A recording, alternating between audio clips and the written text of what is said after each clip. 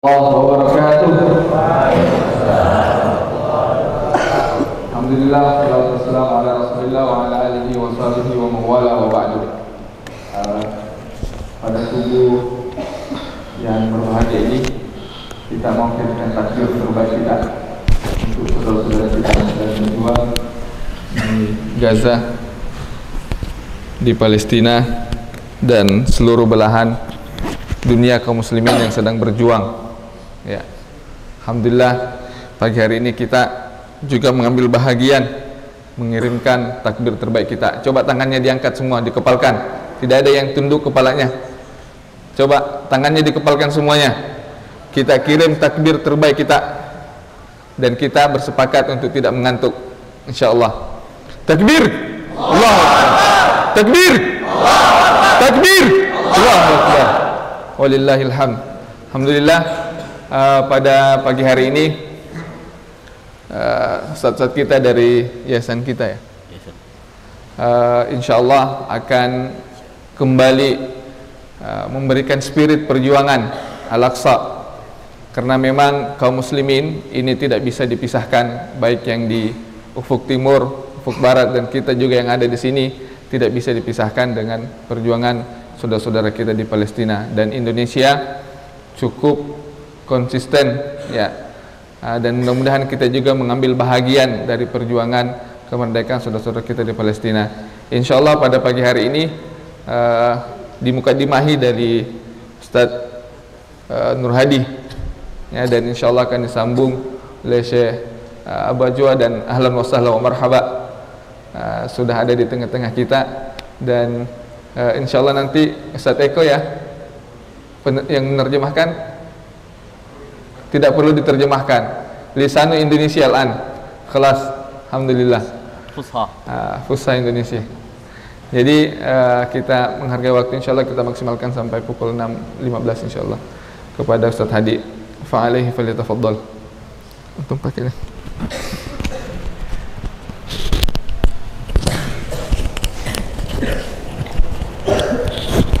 Bismillahirrahmanirrahim. Assalamualaikum warahmatullahi wabarakatuh. Alhamdulillah, alhamdulillah bi ni'matil iman, alhamdulillah bi ni'mati izzatil Islam, asyhadu an la ilaha illallah wahdahu la syarikalah, asyhadu anna Muhammadan abduhu wa rasuluh alladzi la nabiyya ba'da amma ba'du. Alhamdulillah, puji syukur kepada Allah Azza wa Jalla yang memberikan kita nikmat iman, nikmat Islam, dan nikmat hidup berjuang. Mudah-mudahan Allah limpahkan rahmat dan berkah kepada kita di waktu subuh pagi ini. Salawat serta salam tercurah pada uswah qudwah pada Nabi kita Nabi Muhammad SAW beserta keluarganya, para sahabatnya, para tabi'in, para tabi'in, dan mudah-mudahan kita termasuk pengikutnya hingga akhir zaman. Yang saya hormati keluarga besar Hidayatullah, wabil khusus para guru-guru dan sahabat saya Ustadz Rasfiuddin Hafizahullah, Ketua Umum Pimpinan Pusat Pemuda Hidayatullah, dan para santri, dan yang saya hormati Brother Abu Ajwad, ahlan wa sahlan. Mas Eko dari Mas Eko ya, dari jauh makin muda Mas. Dan dari teman-teman yayasan kita, lalu juga ini dari teman-teman Mabit ya, ada dari pemuda Dewan Dakwah. Mana pemuda Dewan Dakwah? Masya Allah ya. Lalu ada dari teman-teman komunitas lain ya, alhamdulillah. Dan rumah besar Hidayatullah ini adalah miniatur peradaban Islam. Saya ingat waktu kelas 1 sanawiyah Bang, saya langganan majalah Hidayatullah kelas 1 SMP. Walaupun saya bukan sekolah, tidak pernah sekolah di Hidayatullah, tapi saya banyak belajar interaksi dengan tokoh-tokoh besar, guru-guru di Hidayatullah. Saya ingat ketika dulu majalah Hidayatullah kelas 1 sanawiyah 1 SMP memberitakan tentang perjuangan bangsa Palestina, kilas balik intifadah. Kita merasakan bagaimana dalam peristiwa Tufanul Aqsa hari ini 7 Oktober yang lalu dan sudah masuki 1 tahun lebih dalam analisa beberapa pakar geopolitik, jikalau perang kemerdekaan, saya sebutnya, dan ini juga disebut oleh Wakil Menteri Luar Negeri Pak Anies Mata, perang yang dilakukan oleh bangsa Palestina melawan penjajah Zionis Israel adalah perang kemerdekaan. Jadi kalau ada yang masih menyebut konflik Yahudi dengan konflik Palestina, ini salah besar. Sebagaimana dulu kita memperjuangkan negeri kita melawan penjajah, melawan Belanda, melawan Portugis, melawan Inggris, melawan Jepang, itu adalah juga perang kemerdekaan. Maka ketika kita memperjuangkan perang kemerdekaan ini ada dua. Yang pertama kemanusiaan, dan yang kedua anti kemanusiaan. Jikalau perang ini panjang, ya, dalam analisa para pakar geopolitik, perang kemerdekaan merebut kemerdekaan bangsa Palestina ini panjang, setidaknya sebelum bangsa Palestina merdeka akan ada 3 negara yang hilang dalam peta dunia. Yang pertama negara Mesir, dan yang kedua Yordan, dan yang ketiga Saudi Arabia. Mengapa saya sebutkan ini? Karena 3 negara ini adalah potensi besar, dan sehari-hari rakyatnya mereka melihat bagaimana kekejaman, kekejian, kezaliman yang dilakukan oleh penjajah Zionis. Kita ingat dulu bagaimana dalam peta tahun 90-an kita dikagetkan dengan saudara-saudara kita di Bosnia. Kita nggak pernah, saya ingat dulu majalah Hidayatullah, majalah yang banyak menginformasikan tentang dunia Islam, ya, maka bersyukur antum hari ini, ya, sekolah, belajar, dan ikut berjuang di pesantren Hidayatullah. Takbir! Saya ingat dulu tahun 99, ya, Hidayatullah sudah meluncurkan website, ya Bang, ya. Ketika dulu belum ada handphone, kita tahu saat itu adalah perang informasi. Maka Hidayatullah, ya, yang didirikan oleh Kiai Haji Abdullah Said Allahyarham, mendirikan majalah Hidayatullah dan situs. Bagaimana perkembangan dunia Islam ini agar update. Kita boleh tinggal di pelosok. Saya ingat dulu pesan Abdullah Said, Bang. Kita boleh tinggal di pelosok, kita boleh tinggal di desa. Karena ketika kita tinggal di pelosok, ketika kita tinggal di desa, ya, kata Abdullah Said, itu sebagai salah satu tempaan untuk menjadi pemimpin besar.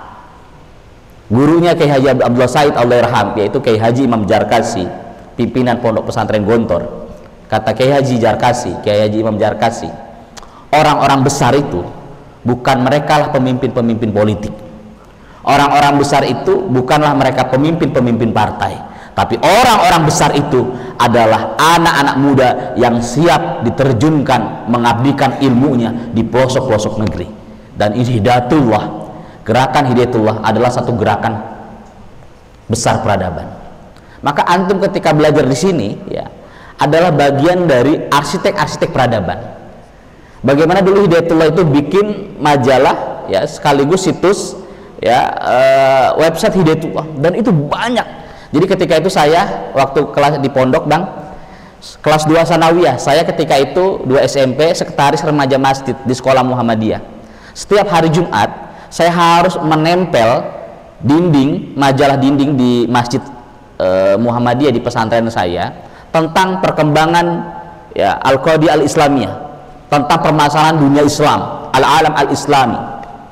Dan rujukannya saat itu adalah Hidayatullah. Saya nggak bisa ngebayangkan dai-dai kita di pelosok-pelosok, Bang Rasfi, ya, mereka tinggal di pelosok-pelosok, ya, di Indeso, tapi pikirannya go internasional, pikirannya global. Tapi hari ini banyak orang-orang yang tinggal di kota-kota besar, tapi pikirannya Indeso. Nah, Hidayatullah mengajarkan kepada kita, siapapun kita, dimanapun kita tinggal, akses globalisasi itu tidak bisa terbatas. Lalu yang kedua, saya ingat pesan gurunya Kiai Haji Abdullah Said, ini yang terakhir, yang bernama Kiai Haji Abdul Kahar Muzakir. bukan Kiai Abdul Karim Muzakkar. Ya, kalau Kiai Abdul Karim Muzakkar itu bapaknya Ustaz Aziz, ya, Ustaz Aziz Abdul Karim Muzakkar. Orang sering ketuker itu. Ya, Abdul Kahar Muzakkar memang belajar juga ke Abdul Kahar Muzakir. Saya belajar. Tadi saya sampaikan, saya nggak pernah nyantri di Hidayatullah.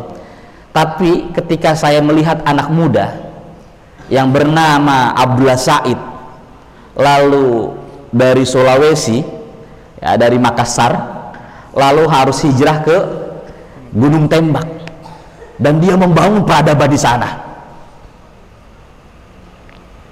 Saya ingat dulu nasihat Buya Hamka. Kata Hamka, kita tidak akan pernah menjadi orang besar jika selama hidup tidak pernah membaca sejarah orang-orang besar. Saya banyak belajar dari majalah Hidayatullah. Salah satunya di majalah Hidayatullah itu ada kolom siapa dia. Siapa dia? Siapa dia? Dan saya sampai sekarang langganan Hidayatullah. Ya, bahkan ketika saya nikah, ya, mertua saya juga, ya, orang Padang, itu langganan majalah Hidayatullah. Jadi saya dan mertua itu diikat dengan majalah Hidayatullah. Ya, jadi kalau antum nanti mau dapat jodoh, antum harus cari, ya, calon mertua antum siapa yang langganan baca majalah Hidayatullah. Setidaknya kalau mereka membaca majalah Hidayatullah, satu, mereka akan menjadi orang yang menggerakkan dakwah, muharik dakwah, atau setidaknya ketika orang membaca majalah Hidayatullah, dia akan membaca majalah Hidayatullah dan jiwanya akan menjadi sahibud dakwah. Ya. Orang yang membaca majalah Hidayatullah tidak mungkin pasif dalam dakwah. Ya. Nah, kolom siapa dia itu banyak menginformasikan tokoh-tokoh dunia, termasuk tokoh-tokoh Islam Indonesia. Saya tahu siapa Pak Husain Umar, siapa Pak Ramlan Marjonet, tokoh-tokoh Dewan Dakwah, tokoh-tokoh Masyumi, ya, tokoh-tokoh Islam internasional, itu dari Hidayatullah. Jadi saya banyak belajar daripada Hidayatullah. Nah, Kiai Haji Abdullah Said, saya melacak ini orang besar nih, karena tidak akan besar Hidayatullah, ya, ketika tidak digerakkan oleh pikiran-pikiran besar. Abdullah Said salah satunya punya guru Kiai Haji Abdul Kahar Muzakir. Ya, nanti antum bisa baca buku, ada 2 buku yang itu menjadi inspirasi Abdullah Said mendirikan Hidayatullah. Yang pertama, ya, Tafsir As-Sinar.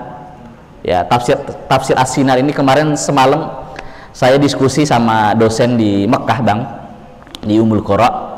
Saya mengumpulkan tafsir-tafsir ulama-ulama Nusantara, termasuk salah satunya adalah tafsir yang ditulis oleh gurunya Kiai Haji Abdullah Said, yaitu tafsir Sinar yang ditulis oleh Buya Malik Ahmad, sahabatnya Buya Hamka.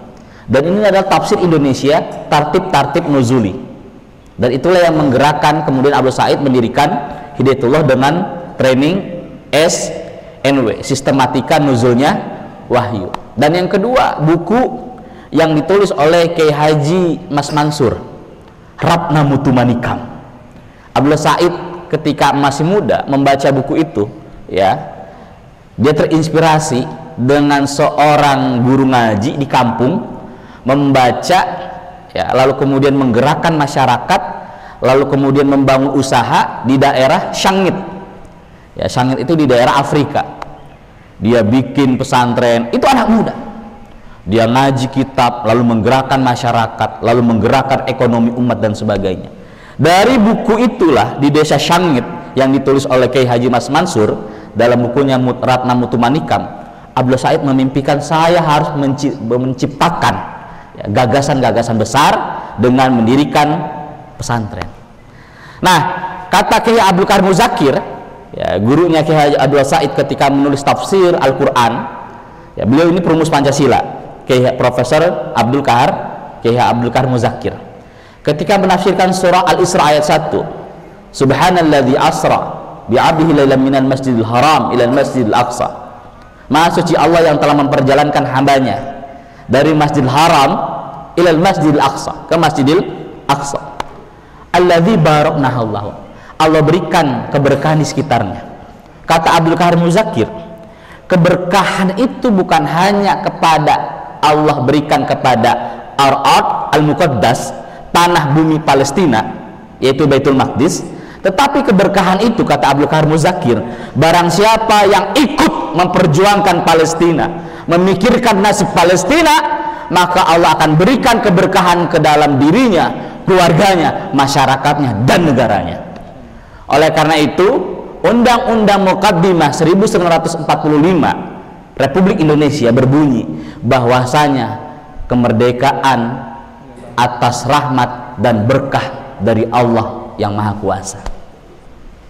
Jadi hari ini, subuh hari ini, ya, kita diskusi tentang Palestina, bukan diskusi, tapi kita bagaimana menciptakan, ya, langkah-langkah besar, gerakan-gerakan besar, ya, untuk melahirkan Salahuddin baru, untuk melahirkan Muhammad Natsir baru, untuk melahirkan Abdul Said baru, untuk melahirkan Abdul Qahar Muzakir baru, dan untuk melahirkan pejuang-pejuang Baitul Maqdis baru.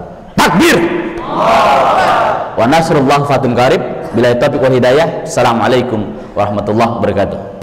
Assalamualaikum warahmatullahi wabarakatuh.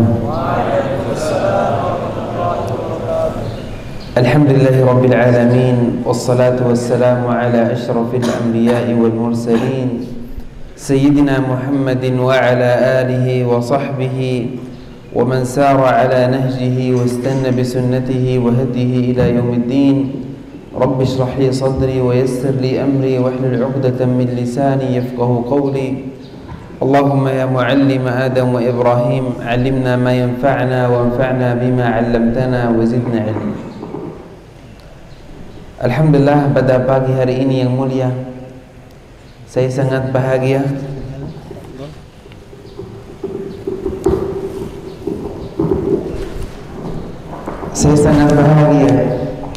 dan senang bisa berkumpul dengan Ahlul Quran, keluarga Allah Subhanahu wa Ta'ala.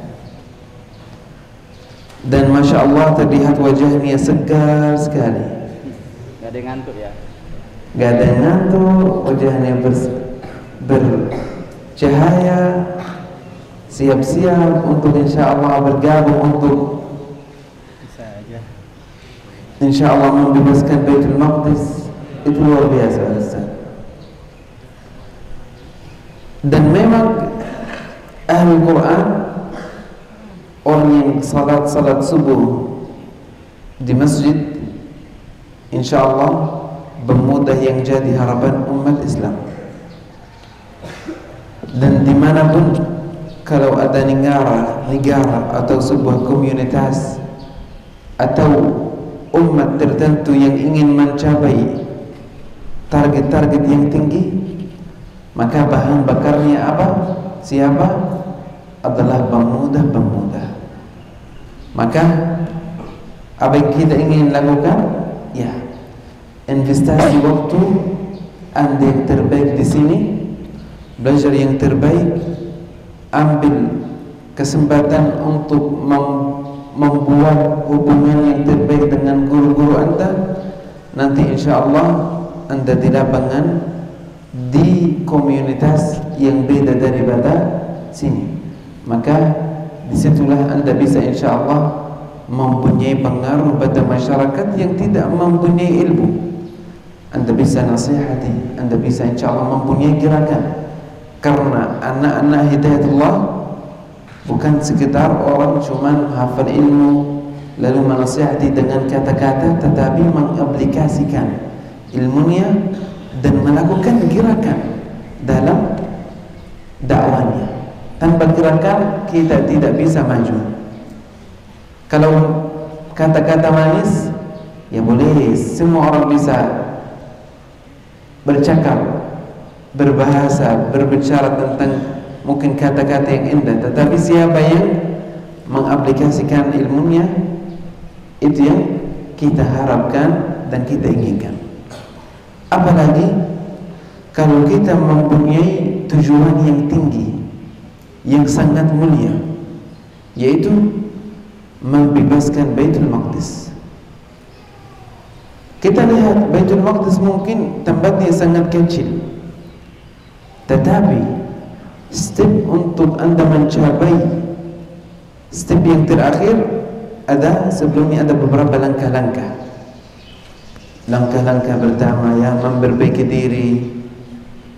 Kita ikut gerakan di dalam negeri kita bahwa dakwah di sini sudah maksimal. Terus kita menolong semua orang yang menolong agama Allah Subhanahu wa taala di Indonesia ini dan di luar Indonesia.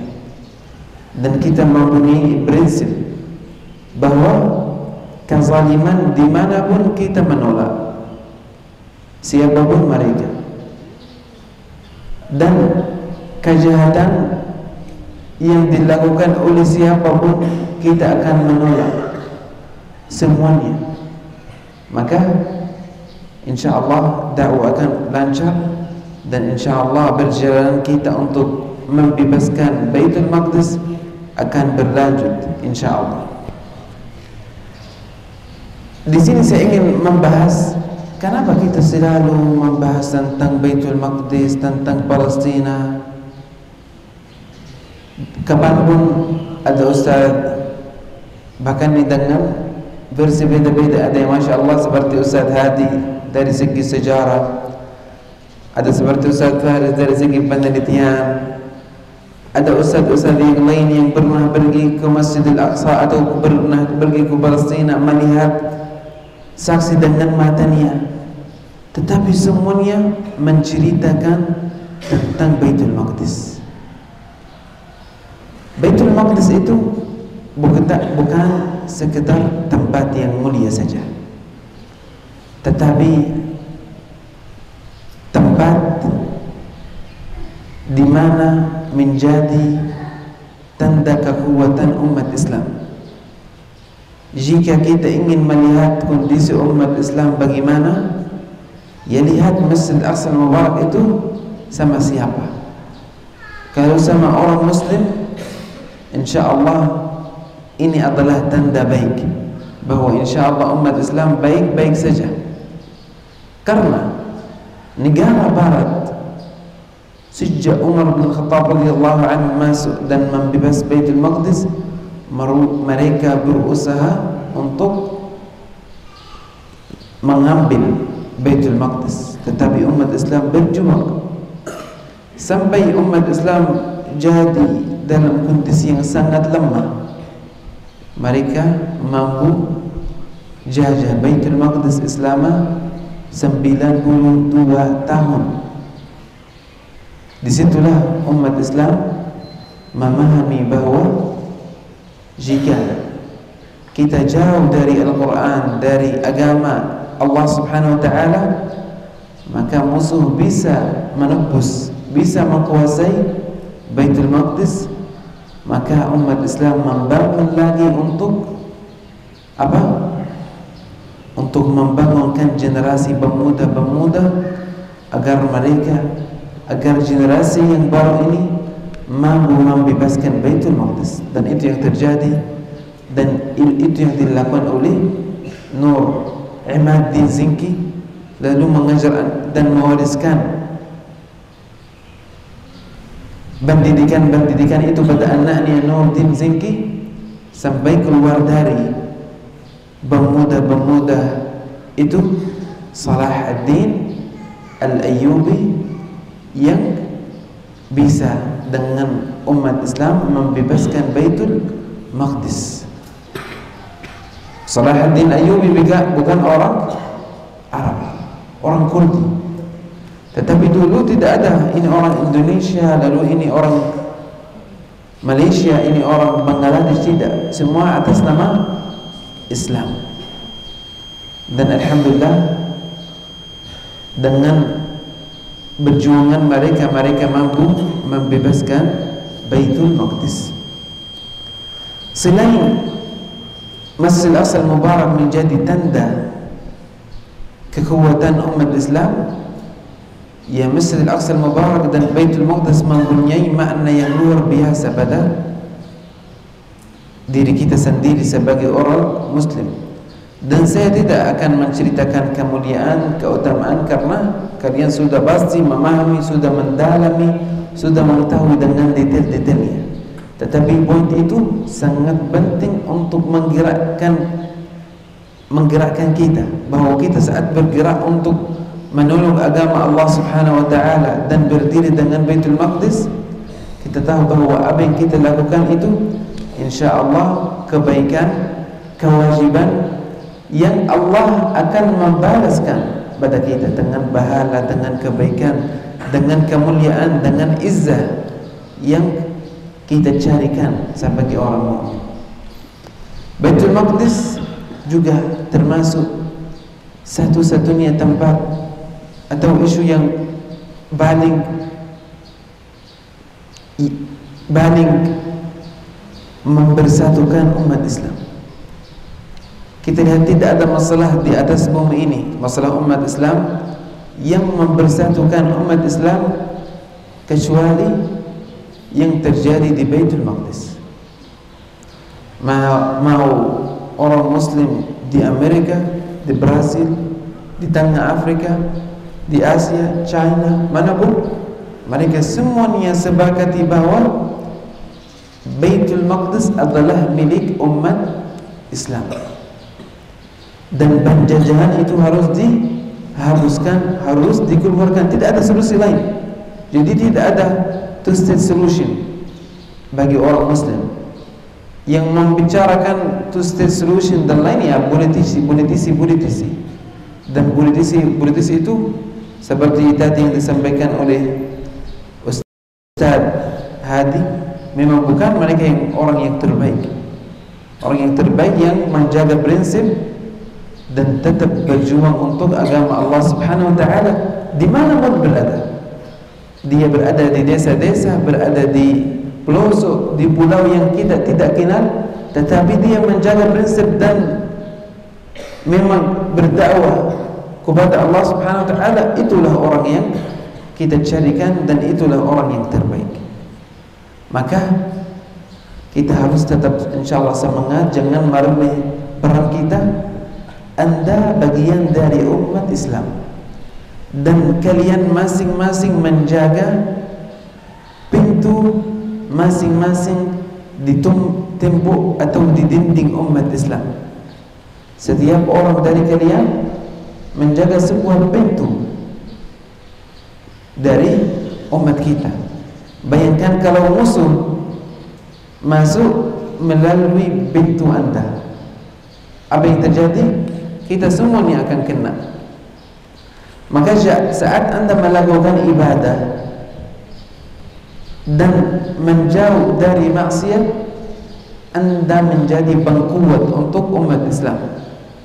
Tetapi orang yang melakukan maksiat malah apa? Malah makan dinding kita, malah makan umat bangunan kita. Maka marilah kita insyaallah berdakwah kepada Allah Subhanahu wa taala di masing-masing tempat dengan cara masing-masing, di tempat masing-masing, dan mata kita berada pada Baitul Maqdis. Karena insyaallah kalau mata Anda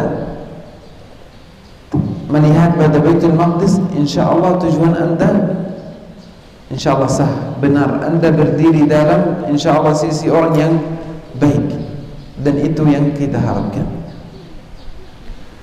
Sekarang saudara kita yang berada di Gaza sejak 429 hari mereka masih berjuang di Gaza untuk menghadapi musuh yang paling parah, paling zalim di atas bumi ini, yaitu Zionist Israel laknatullah. Tetapi mereka berjuang, pasti mereka mengkorbankan apapun yang mereka memiliki. Mereka memiliki uang, dikorbankan, jiwa dikorbankan, apapun yang mereka memiliki mereka mengkorbankan. Karena apa? Karena agama Allah Subhanahu wa taala, karena Masjidil Aqsa Mubarak. mereka mampu bahkan diajak untuk keluar selamat dari Gaza, dan mereka memang tidak berjuang lagi, tetapi mereka menolak karena mereka mengetahui bahwa pada saat ini masih belum ada orang muslim yang memperjuangkan Baitul Maqdis. Tidak ada orang yang masih mengangkatkan bendera jihad untuk menghadapi Zionis secara langsung, kecuali orang yang berada di Gaza. Maka setiap hari mereka dibombardir, dibunuh dengan segala macam, mau melalui pesawat perang, kapal perang, tank, bahan kimia, bom yang dibuat di Amerika, di negara barat, semuanya dipakai untuk membunuh saudara kita di Palestina. Dan korban paling banyak siapa? Korban yang paling banyak adalah anak-anak dan perempuan. Saya ingin bertanya, masalah yang terjadi di Palestina itu memang sudah mulai sejak kapan ya? Ada yang tahu? Ada dua jawaban agar memudahkan kalian. Ada jawaban yang pertama, kapan terjadi memang kontak pertama dengan gerakan Zionis atau negara barat dengan umat Islam di Palestina. Dan yang kedua, kapan menjadi penjajahan secara direct, dideklarasi secara umum bahwa Israel dibangun atas desa-desa, atas memang tanah Palestina. Ada yang tahu? Dan mungkin nanti insya Allah kalau dikasih hadiah ya. Siapa yang tahu? Ada hadiah. Ada. Ada hadiah. Oh, Masya Allah, ini dari Ustaz Hadi, ada hadiah luar biasa. Masya Allah, Masya Allah, Masya Allah. Oke, kapan terjadi? Memang ada yang tahu? Ada dua jawaban. Satu pun kalau anda jawab satu, insya Allah cukup. Ada dua tanggal, 2 tahun. Ini tinggal anda jawab. Berdiri di sini jawab. Oke, pertanyaannya, kapan Palestina itu dijajah? Nah, buku itu menarik. Insya Allah kalian menambahkan wawasan dan ilmu.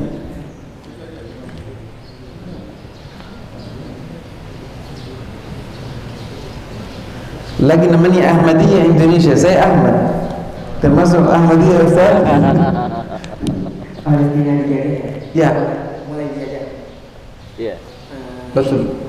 Kalau setahu saya Palestina itu mulai dijajah saat Inggris mulai menduduki Palestina, kemudian mereka Inggris memanipulasinya dengan perjanjian Balfour. Takbir. Allahu Akbar. Di situ kemudian setelah perjanjian Balfour yang dimanipulasi oleh Inggris, akhirnya Inggris memberikan tanah kepada Yahudi Zionis, dan akhirnya sampai sekarang Zionis itu menggunakan tanah Palestina secara ilegal tanpa ada hak yang dimiliki oleh mereka, dan mereka setahu saya itu mempunyai rencana Israel Raya yang sama sekali tidak ada buktinya, hanya bohongan belaka yang dibuat oleh mereka. Luar biasa. Nama saya Pano, Kelas kelas 9 SMP. Masya Allah, Masya Allah. kader Ustaz Faris nanti ini. Ini sudah menceritakan panjang, Masya Allah. Bukan sejak 1948, tetapi sejak Balfour, sejak deklarasi Balfour. Ini jawabannya benar, cuma kurang tanggalnya. Gak apa-apa. Tanggal yang pertama Balfour itu terjadi pada tahun berapa? Deklarasi Balfour, di mana Inggris memberi hak pada orang. Ini pada janji atau deklarasi Balfour itu tahun berapa? Di mana Menteri Perdana Inggris memberi janjian bahwa nanti Jika Inggris jajah dan menguasai Palestina, nanti Inggris akan memberi Palestina pada orang Yahudi. Jadi mereka memberi hak pada orang yang tidak mempunyai hak. Bayangkan, sebelum saya pulang ke Surabaya, saya bilang rumah ini guest house Hidayatullah, ya ini untuk Ustaz Faris. Mana boleh saya memberi rumah tanah yang bukan milik saya. Dan itu yang terjadi. Itu pada tahun berapa? Ada yang tahu? Deklarasi Balfour. Dan ini mendapatkan buku.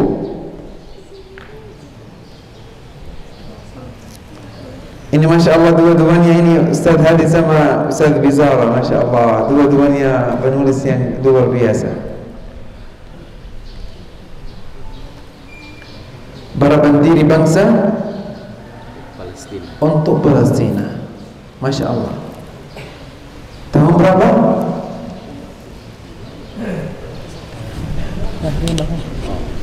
Maju. Taqaddam.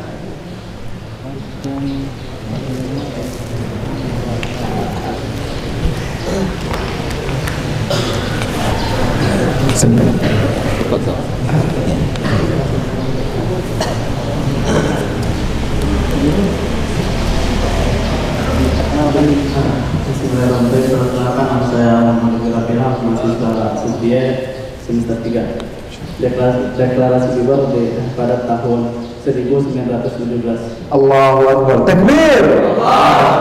Masya Allah. Luar biasa. Tafadhal. Allah. Ini penulisnya ya? Saya Hadi, Masya Allah. Jadi masalah yang terjadi di Palestina memang sudah terencana sejak lama, sejak bayangkan 100 tahun lebih. Dan proyek Zionis masih berlanjut sampai saat ini. Dan proyek Zionis seperti yang tadi disampaikan teman-teman, bukan pada Palestina saja, tetapi mereka ingin membangunkan Israel Raya di antara Sungai Nil dan Efrat. Bahkan mungkin kalau bisa melebihi, ya, mereka akan melebihi. Maka orang saudara kita yang mengkorbankan jiwa mereka, harta mereka, mereka mewakili seluruh umat Islam untuk memperjuangkan hak umat Islam. Ini adalah kenyataan. Karena Anda bisa mensaksikan mereka tidak meninggalkan posisi mereka. Mereka berjuang dengan senjata yang sangat sederhana untuk apa? Memperjuangkan Baitul Maqdis. Untuk berita dan update tentang Palestina, saya yakin kalian juga sudah mempunyai informasi yang banyak. Tetapi jujur pada saat ini kondisi saudara kita yang berada di Gaza sangat sulit. Mereka menghadapi kelaparan, kehausan. Sejak 14 bulan yang lalu tidak ada listrik. Jutaan 500 orang lebih orang dalam pengungsian, rumah sakit dibom, pendidikan tidak berjalan sampai saat ini. Banyak kejahatan dan kezaliman yang dilakukan pada orang Gaza. Tetapi kita tetap yakin pada Allah Subhanahu wa taala bahwa Allah tidak akan memang membuang kesabaran mereka sia-sia. Pasti insyaallah nanti ada manfaatnya, bukan untuk orang Gaza sendiri, tetapi insyaallah untuk seluruh umat Islam. Tufan Al-Aqsa yang dimulai di Gaza tidak akan berhenti di Gaza saja, tetapi insyaallah akan menyebar di seluruh dunia, khususnya di negara-negara Islam dengan izin Allah Subhanahu wa taala. Barakallahu fikum wa jazakumullahu khair. Terus. Terima kasih Mas Dok.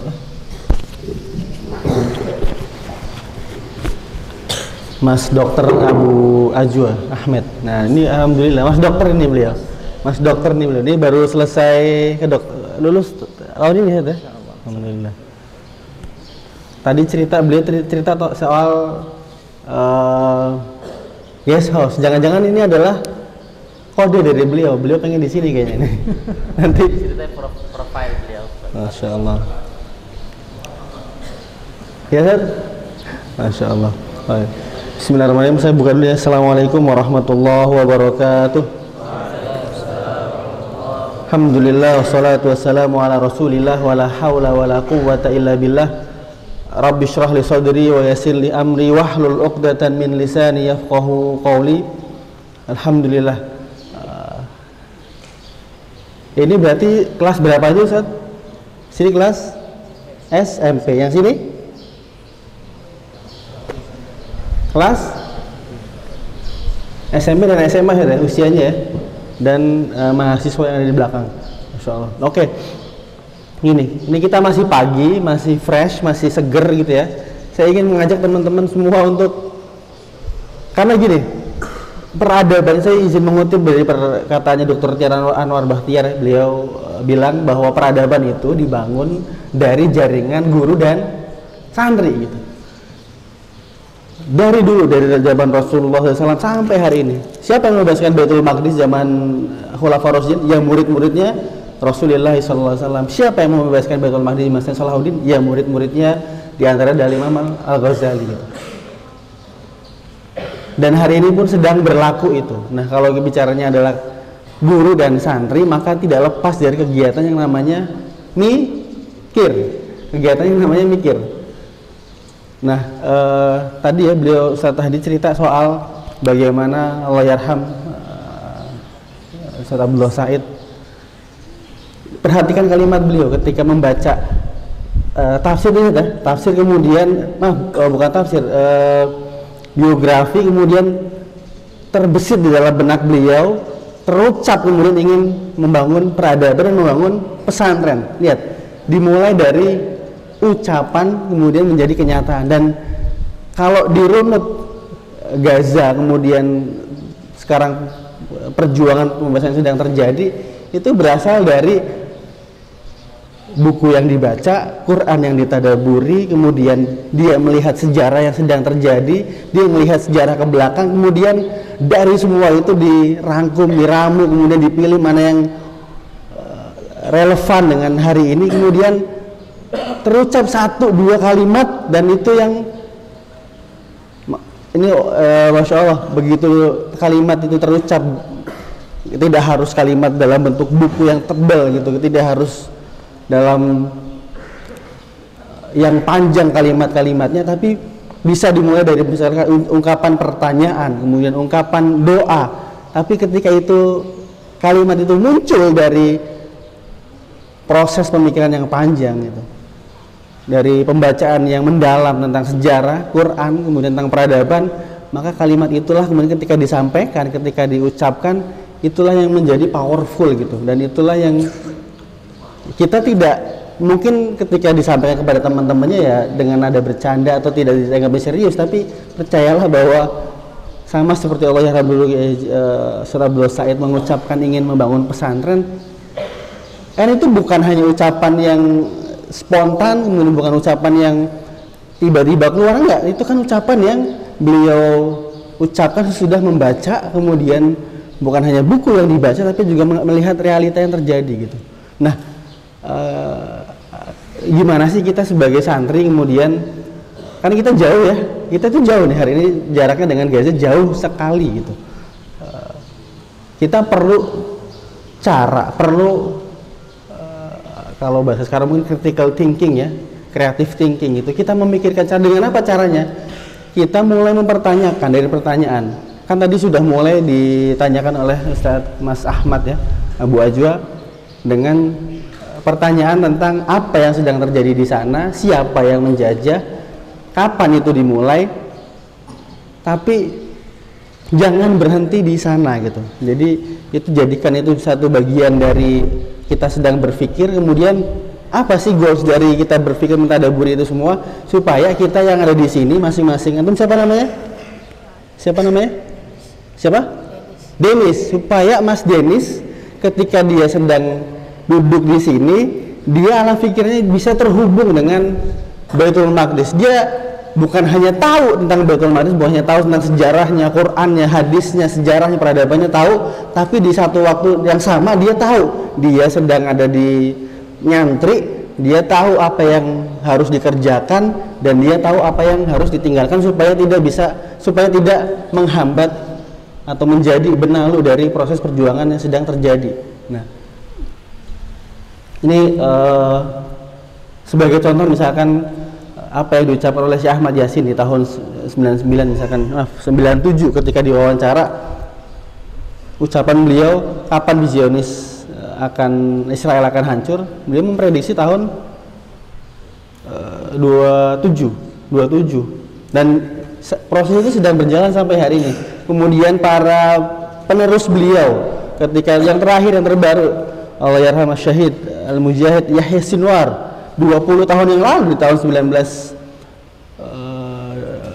berarti di tahun 2000 Yahya Sinwar sudah mengucapkan,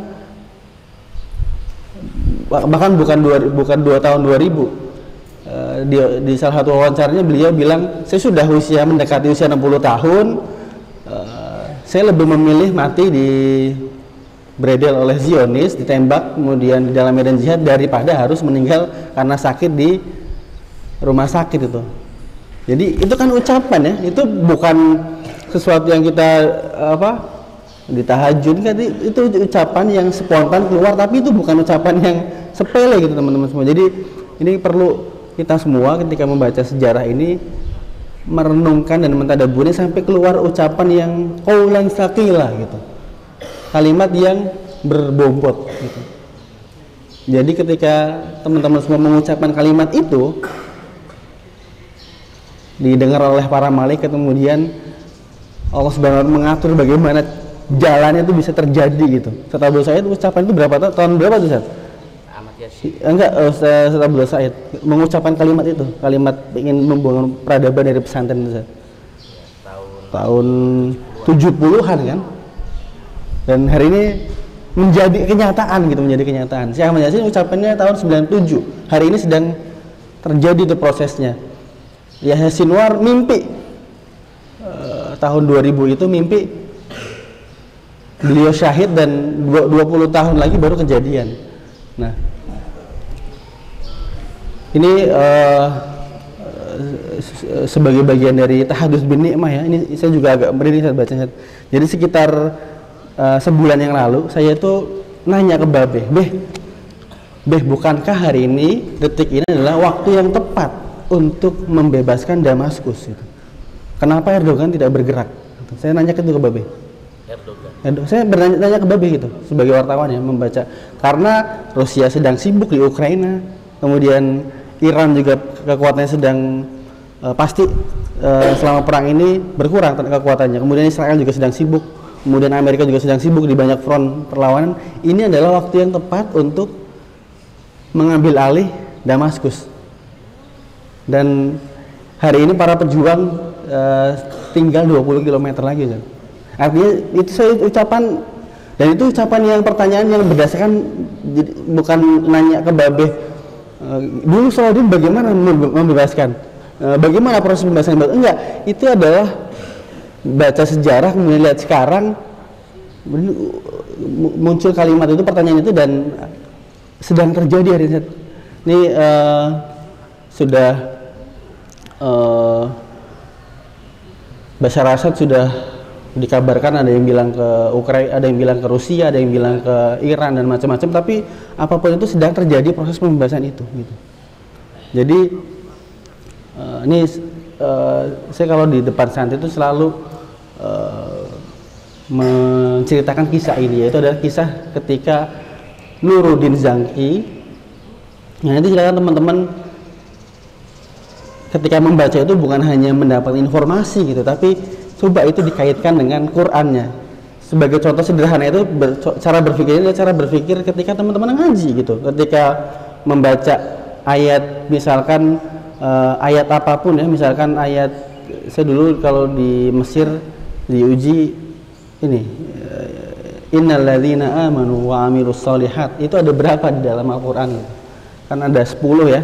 Jadi ini semua sedang terjadi sebenarnya teman-teman ketika menghafal Quran, kemudian ketika murojaah pasti satu ayat yang ada tasyabuhnya dikaitkan dengan ayat surat apa, kemudian ayat keberapa, halaman berapa. Kan kita selalu seperti itu ya ketika mengaji, ketika menghafal Quran. Nah, gunakan itu untuk membaca situasi gitu, untuk membaca dari buku yang tadi diberikan hadiah, kemudian buku-buku di perpustakaan. Jadi alam pikirannya itu digunakan sebagaimana teman-teman semua sudah melatih itu. Santri-santri itu terlatih menghubungkan satu ayat dengan ayat-ayat yang lain gitu.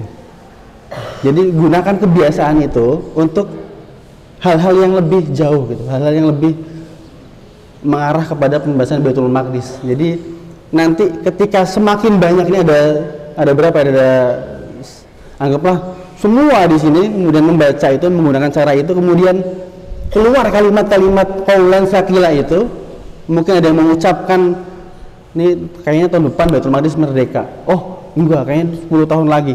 Itulah yang akan menjadi kenyataan, karena itu menjadi doa, menjadi qaulan sakila itu diucapkan oleh ahli Quran, oleh santri yang sehari-hari menjaga dirinya dari berbuat dosa, selalu sholat, selalu mengerjakan ibadah yang ketika diucapkan itu akan menjadi qaulan sakilah. Nah, Nuruddin Zaki di tahun 550-an Hijriyah, kan beliau ini ya seorang pemimpin yang sangat peduli terhadap kaum muslimin dan tidak membeda-bedakan antar mazhab gitu.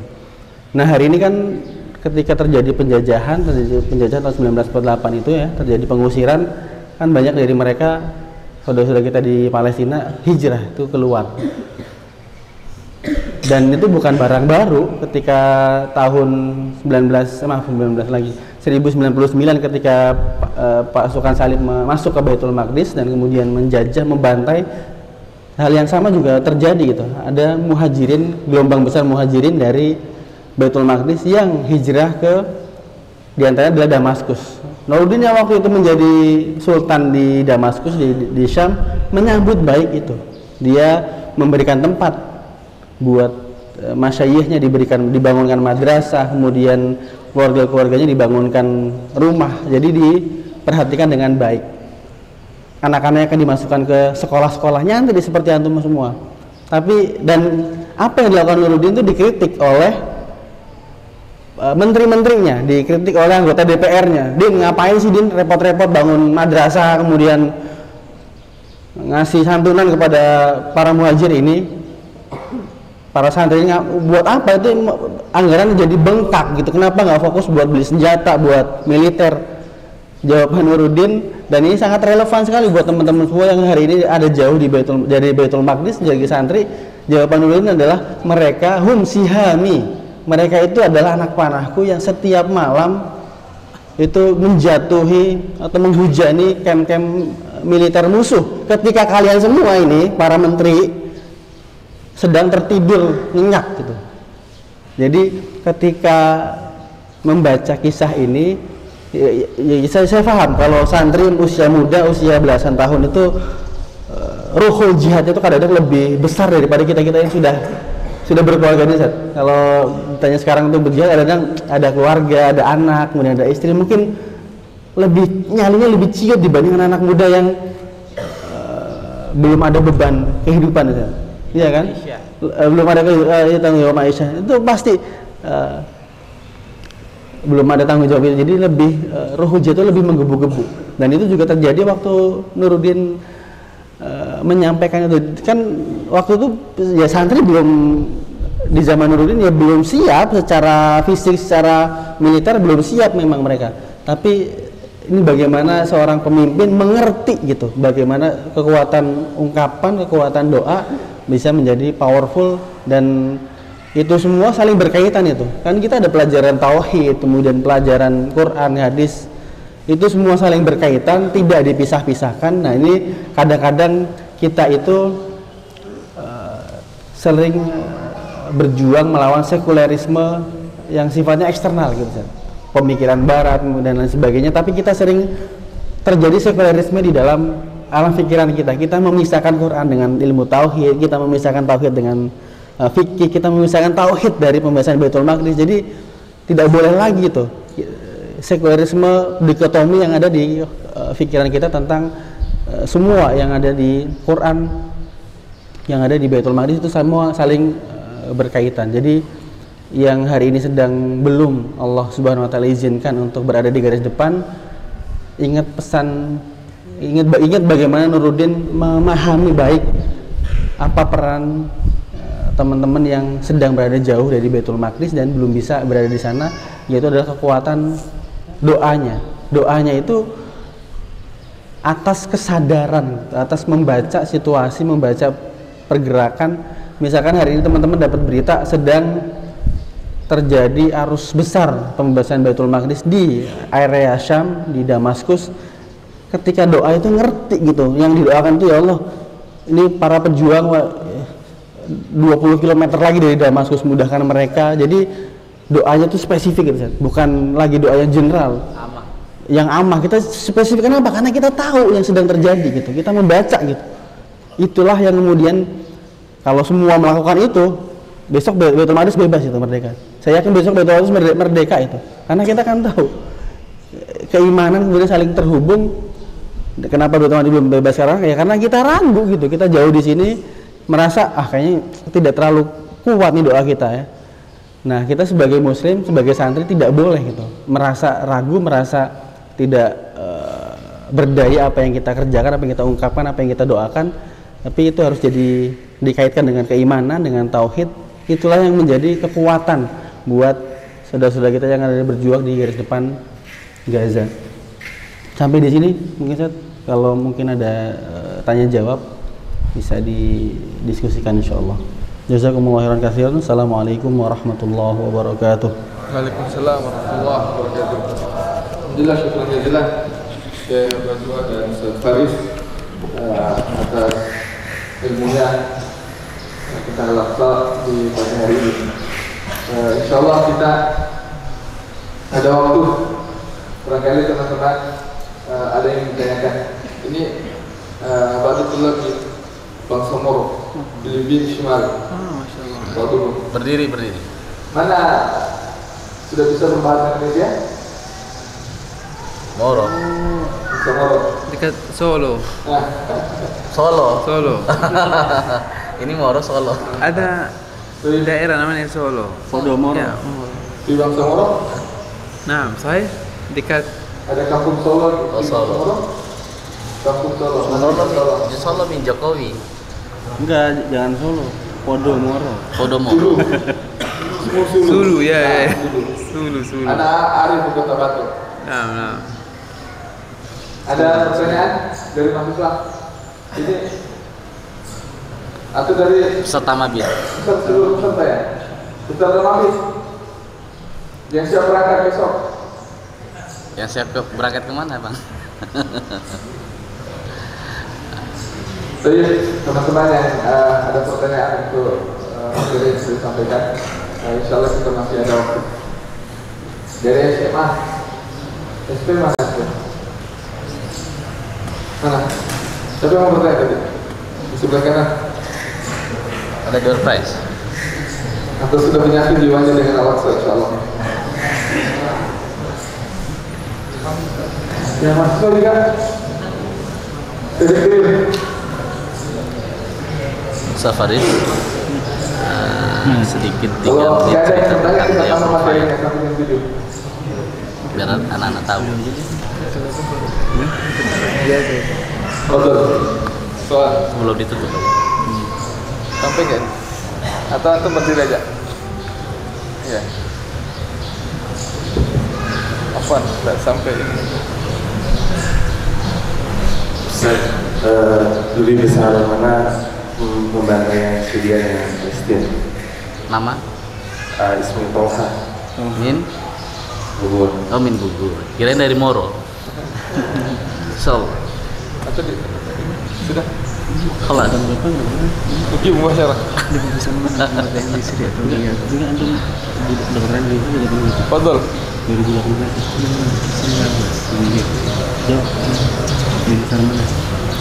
Gimana? Nggak bisa begitu. Saya ada jawabannya nanti. Ya.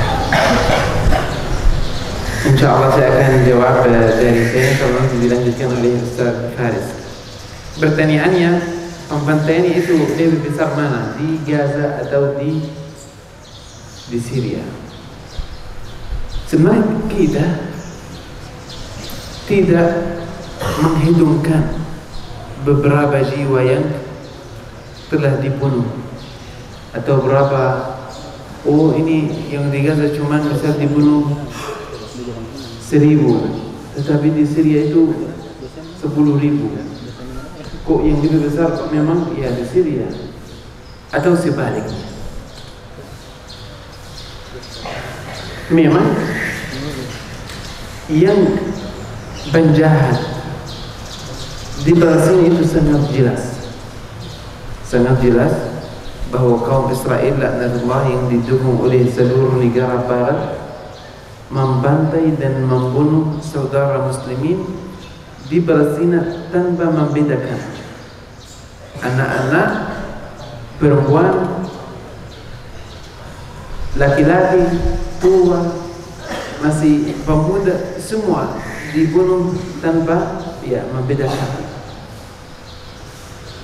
Dan musuh Zionis Israel, mereka melihat orang muslim di Palestina maupun di luar sebagai hamba buat mereka. Ya, ini mereka merasakan bahwa orang Yahudi sebenarnya lebih tinggi. Maka selain mereka ya dicipta untuk melakukan pelayanan pada orang Yahudi. Dan prinsipnya memang dari awal semua salah. Maka pembantaian yang dilakukan oleh Israel dan Allah memang tidak bisa diukur dengan sebuah alat. Tetapi selama mereka mampu membantai sebanyak mungkin, mereka akan melakukan. Saya pernah mendengarkan dari sebuah pemikir Islam bilang, kalau tidak ada media yang menibar genosida dan pembantaian di Gaza, kalau Israel mampu, mereka ingin membunuhkan seluruh orang Palestina.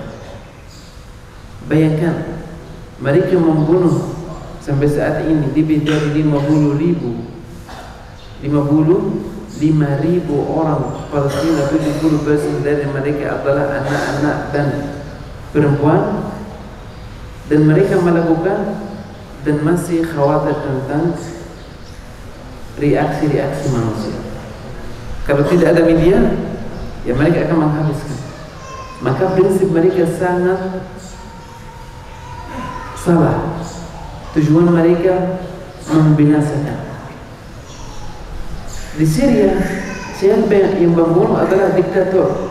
Tujuannya apa? Tujuannya dia ingin berada dalam,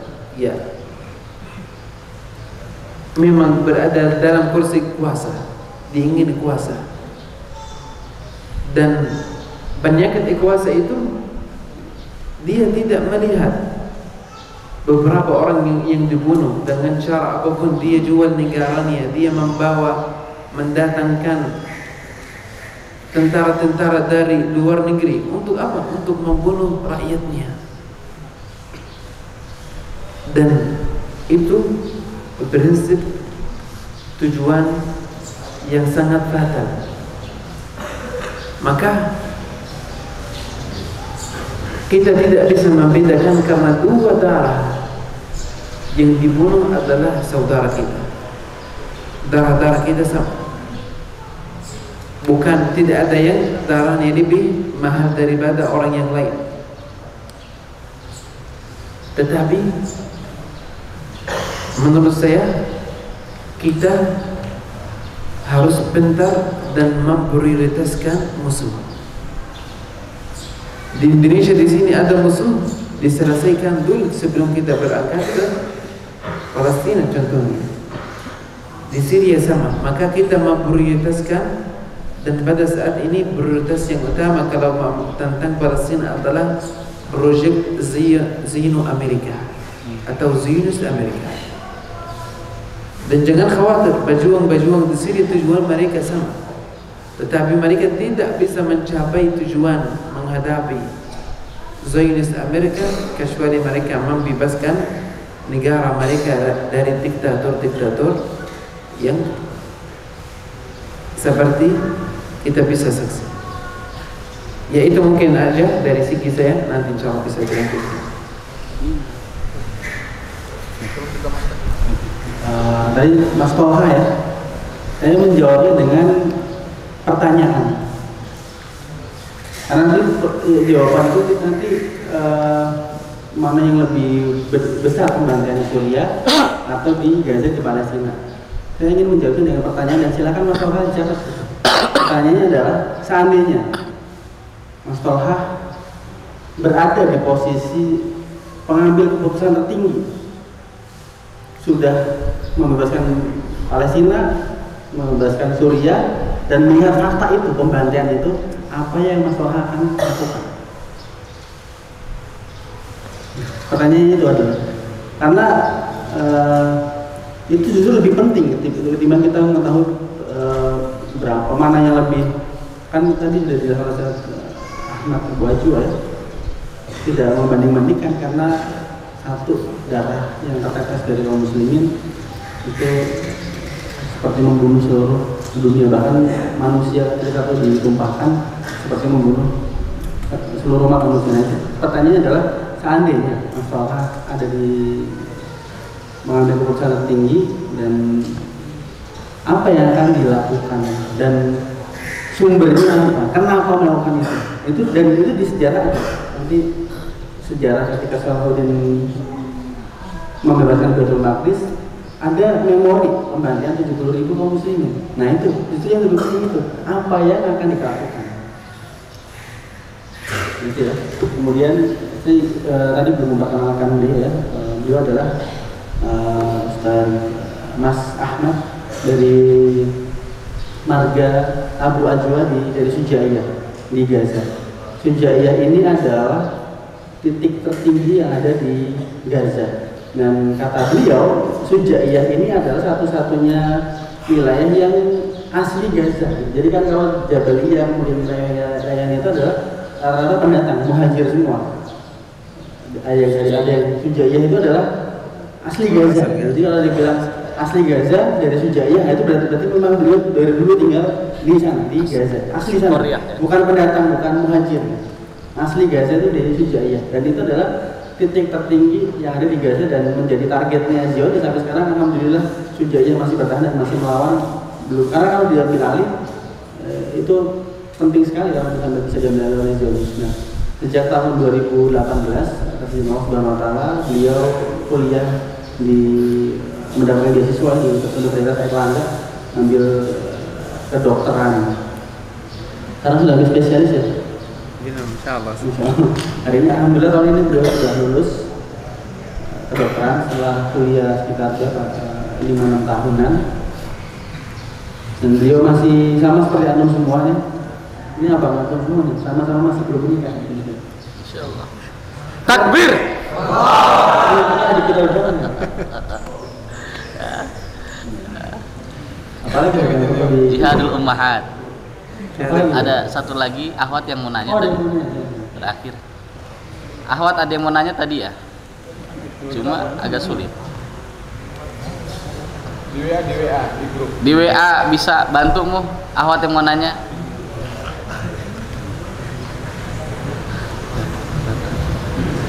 Tadi ada di Japri. Di Japri dibaca pertanyaannya. Biasa dong, biasa. Ada juga dia. Ahwat ada 7 orang. Dari Indonesia. dari Ibu atau dari luar? Dari Jakarta. Abis forum lah kalau mau nanya tentang uji. Ada. Siap. Nanti kita katakan mau kali sama kita. Ustaz Hadi. Ustaz Hadi. Ya, langsung. Ya, begitu saya bilang dulu langsung dia nanya. Assalamualaikum warahmatullahi wabarakatuh. Yang saya ingin tanyakan, benarkah sampai saat ini Masjidil Aqsa terbuka untuk kita kunjungi dan bisa sholat di sana dengan membayar visanya itu ke orang Israel. Bila benar, apakah itu memberikan keuntungan kepada Israel dengan memberikan harta kita kepada mereka yang akibatnya untuk membantai orang Islam juga? Terima kasih. Assalamualaikum warahmatullahi wabarakatuh. Bisa dikunjungi saat ini atau bagaimana? Dan bagaimana keuntungan kisahnya? Terima kasih banyak Ibu atas pertanyaannya. Apakah kita masih bisa mengunjungi Masjidil Aqsa Mubarak dan bagaimana prosesnya, keuntungan visa dan lain sebagainya pada siapa? Sebelumnya saya ingin sampaikan bahwa saya lahir di Gaza, tidak jauh dari Masjid Aqsa Mubarak. Kalau kita hitung di Indonesia ya, biasa kita dari mungkin Bogor sampai Jakarta Utara. Nampak dari Bogor nih. Karena kemarin bisa menghitungkan jaraknya. Ya, sekitar 70 km. Saya sendiri tidak pernah pergi ke Masjid Aqsa Mubarak karena tidak dibolehkan orang Gaza masuk ke Masjid Aqsa. Bayangkan. Tetapi kita dengar-dengar ada travel bisa kok masuk ke Masjid Aqsa. Buktinya ada tetanggaku sudah di sana, sudah foto-foto. Ada orang yang banyak sahabat-sahabat yang sudah pergi ke Masjid Aqsa Mubarak. Mana bisa orang Gaza pun yang dekat gak bisa. Itu kenyataan. Masjid Aqsa Mubarak pada saat ini dikuasai oleh Israel. Dikuasai oleh Israel.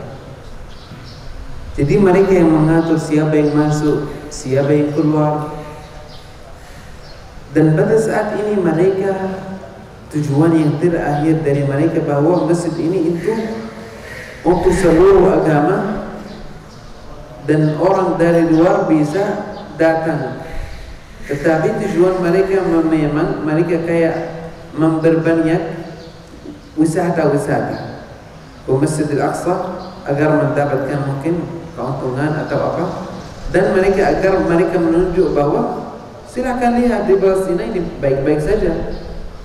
Tetapi mereka tidak melihat di tempat seperti Gaza, di tempat di tepi barat yang sedang dijajah, sedang dibunuh. Mereka cuma melihat tempat yang mereka kuasai.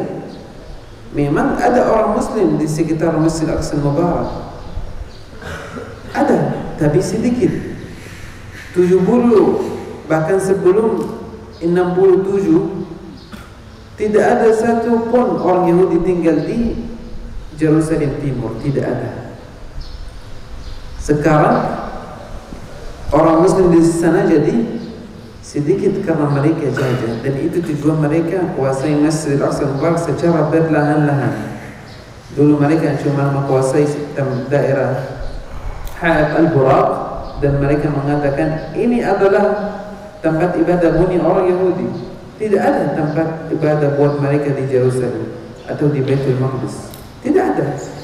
Dan orang Muslim sekarang memang tahu, oh dinding ini ya punya orang Yahudi. Kita sendiri yang bilang bahwa ini adalah tempat orang Yahudi, padahal itu salah.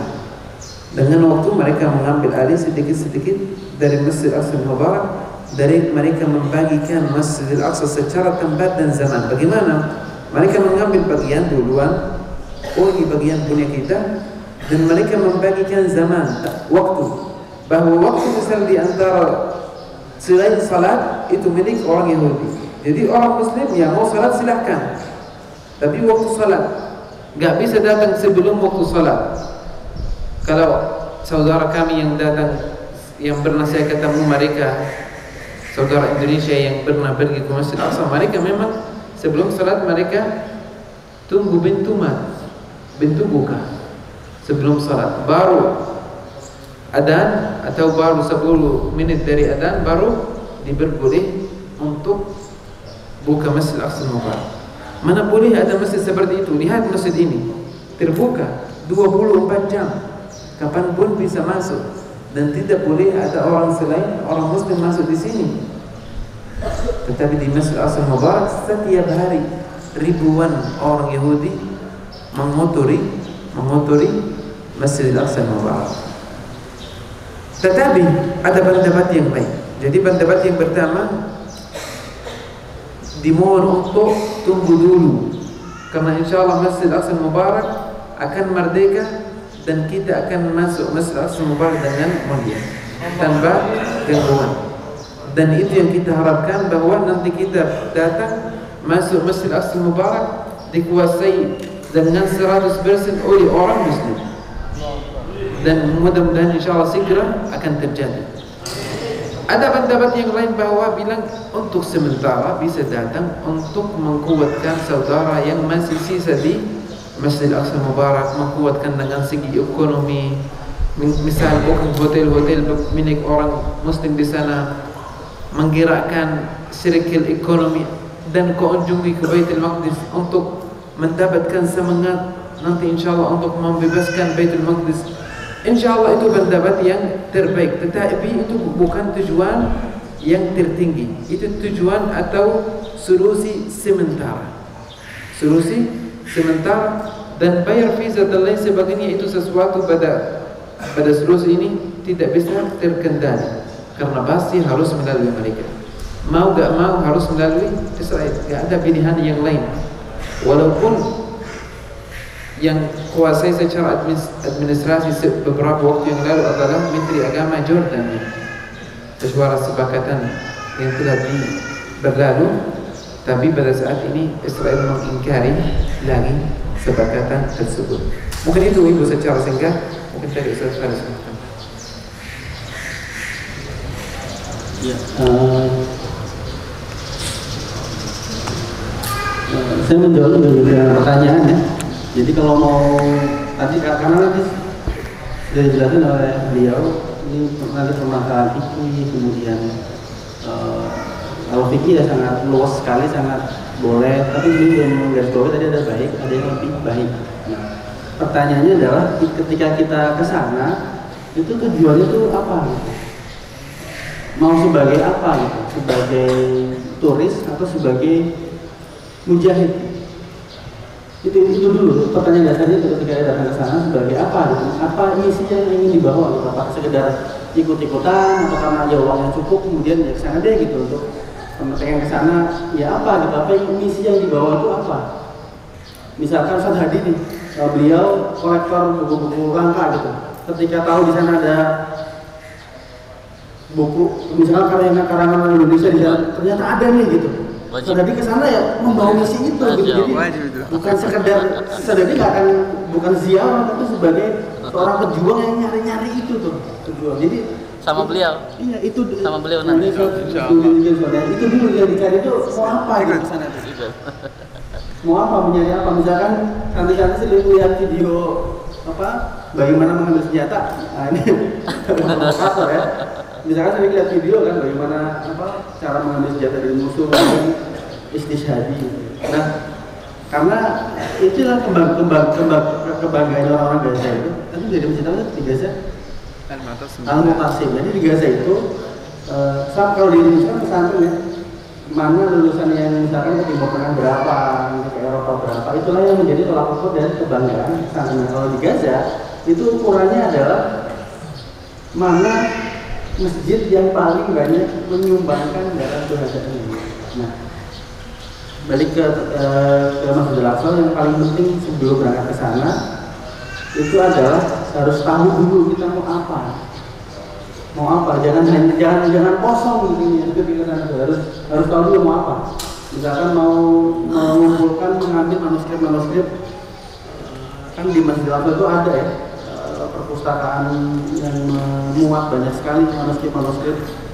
Saya sebagai yang mencari-cari buku juga, ya kalau kesannya pengen ke perpustakaannya, kemudian menyalin naskah-naskah manuskripnya gitu, supaya bisa diselamatkan, karena bagaimanapun Zionis juga sangat concern di situ di bumi Angus, karena itu harus tahu itu kita kesana mau apa, nilai lebihnya gitu. Kalau sekedar sholat ya sholat aja, tapi harus membawa itu aja. Sebagai muslim itu harus, istilahnya ada fadhilul amal gitu. Kalau dia ada yang baik, ada yang lebih baik, ada yang lebih afdol gitu. Dan itu dari mana? Itu sebagai santri Hidayatullah, saya tanya, itu hadir itu wajib ya? Enggak kan ya, tapi itu udah menjadi identitasnya kader-kader Hidayatullah. Nah, silakan itu diterapkan di kehidupan sehari-hari. Ketika ke sana, jangan berhenti boleh, tidak boleh, tapi mana yang lebih bagus, mana yang lebih oke. Kira-kira itu ya, mudah-mudahan bisa bermanfaat.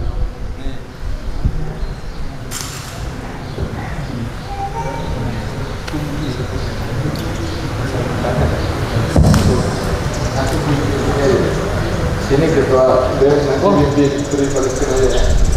Itu dia. Tapi alhamdulillah karena dari insya Allah ada SMA ada kegiatan ya. Santri. SMA itu sekolah membebaskan Aqsa. Iya, SMA sekolah membebaskan Aqsa. Takbir.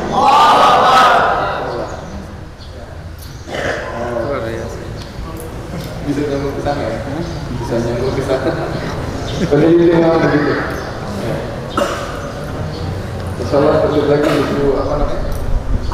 Cuma kita asal ya. Saya jam 1 malam di WA sama Pak di rumah.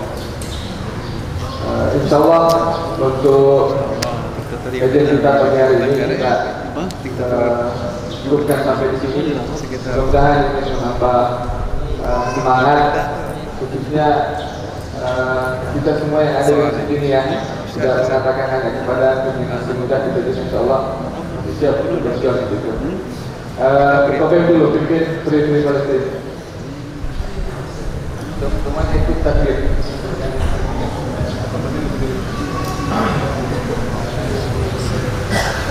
Semuanya.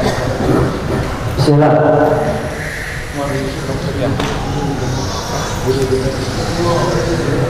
Langsung aja. Siapa yang ada? Free Palestine! Free Palestine! Free Palestine! Free Palestine! Free Palestine! Free Palestine! Free Palestine! Free Palestine! Biru, bintang, Nabi kaya Aqsa. Biru, bintang, Nabi kaya Aqsa. Biru, bintang, Nabi kaya Aqsa. Biru, bintang, Nabi kaya Aqsa. Free Palestine! Free Palestine! Free Palestine! Free Palestine! Free Palestine! Free Palestine! Takbir!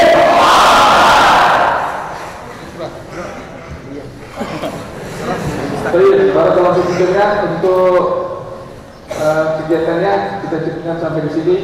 Ada yang santri insyaallah sarapannya sudah disiapkan di mat'am di belakang, dan serta mabit insyaallah kita sarapan bersama di masjid ini. Nah, tapi dihadap warahmatullahi wabarakatuh. Majelis, alhamdulillah rabbil alamin, subhanallah wa bihamdihi, la ilaha illa anta, astaghfiruka wa atubu ilaik. Assalamualaikum warahmatullahi wabarakatuh.